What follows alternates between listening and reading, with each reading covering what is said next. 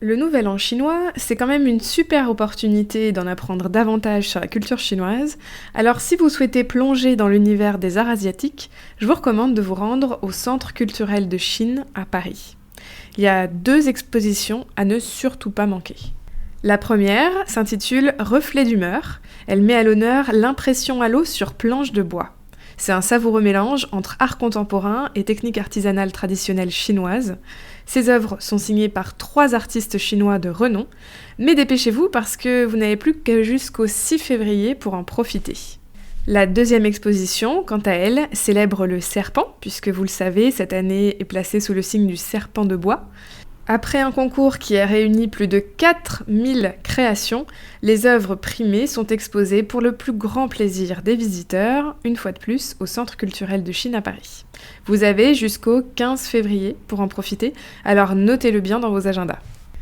Bonjour, je m'appelle Emeline et je vous souhaite la bienvenue sur Cross Culturel.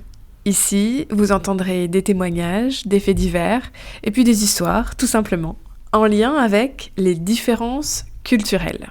Si cette thématique vous intéresse, pensez à vous abonner, comme ça vous recevrez une notification quand je sortirai de nouveaux épisodes. À présent, je vous invite à écouter ce 7e épisode. Aujourd'hui, on va parler de façon un peu plus pragmatique des jours fériés en Chine et en quoi ces fameux 7 jours fériés à l'occasion du Nouvel An chinois aident à une meilleure harmonie sociale.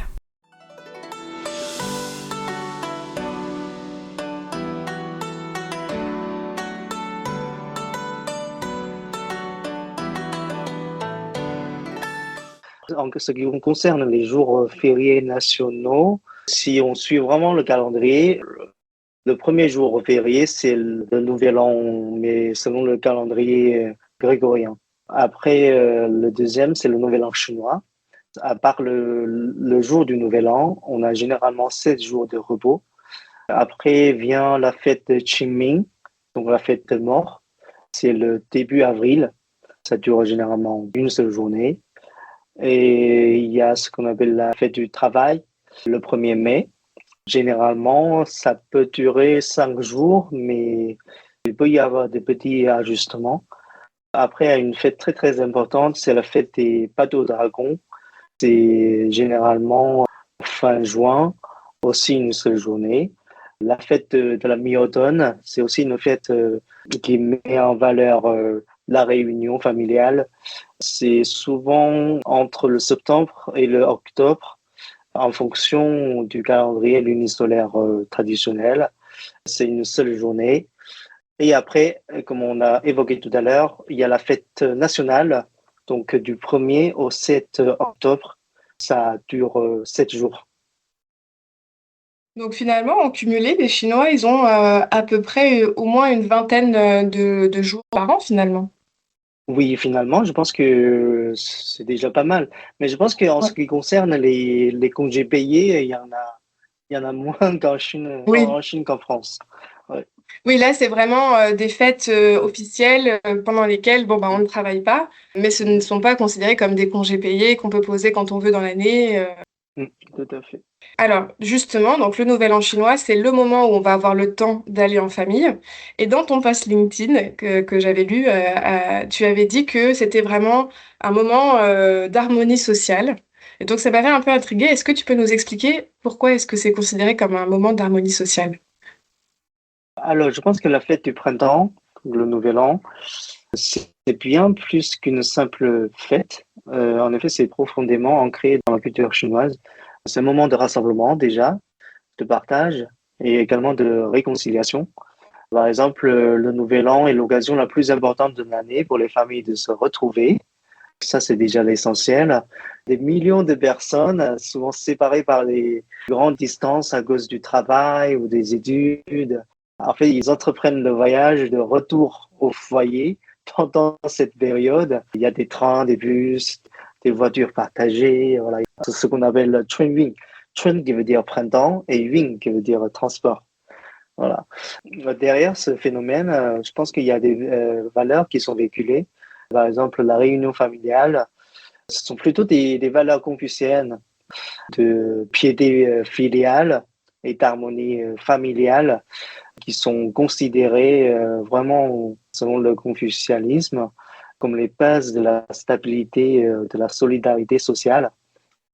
Et après, c'est aussi une période de réconciliation et de pardon. Parce que dans la vie quotidienne, je pense que là où il y a des personnes, il y a des conflits. On n'est pas fait de la même façon, les modes de pensée sont différents. Enfin, là, on parle pas des différences de valeurs entre des différents pays, mais au sein d'un seul pays, voilà. Et le Nouvel An chinois, donc, c'est vu vraiment comme un moment pour tourner la page sur les conflits passés et de repartir sur de bonnes bases. Donc, par exemple, les différends entre les amis, les collègues, les membres de la famille, c'est souvent mis de côté, voilà. Souvent, soit par des mots ou par des petits cadeaux, voilà, on va essayer de ramollir les choses.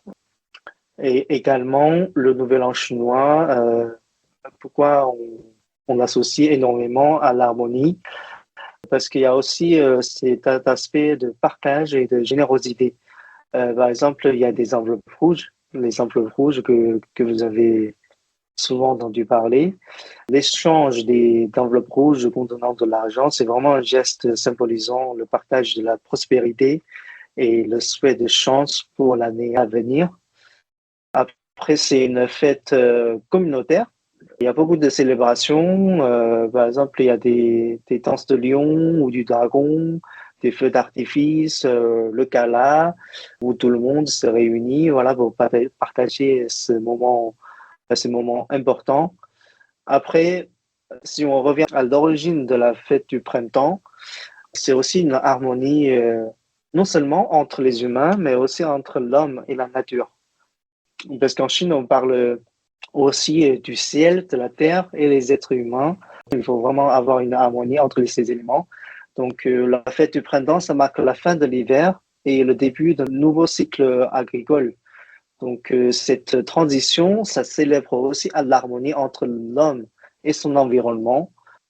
Du coup, en conclusion, voilà, c'est pour ça que la fête du printemps, ou ce qu'on appelle le Nouvel An chinois, ça symbolise l'harmonie sociale, car il combine vraiment à la fois le rassemblement familial, la réconciliation personnelle ou professionnelle, la solidarité économique, mais aussi une unité communautaire. Oui, en fait, comme tu le disais, le Nouvel An chinois ne se fête pas seul. C'est vraiment l'idée d'être réunis tous ensemble, que ce soit la famille ou bien les amis. Et voilà, c'est déjà la fin de ce 7e épisode. Si cette série d'épisodes sur le Nouvel An chinois vous intéresse, pensez à une personne peut-être autour de vous que vous connaissez et qui pourrait apprécier ces différents échanges sur le Nouvel An chinois. En attendant, je vous dis à demain pour la suite de l'interview avec Quentin sur Cross Culturel.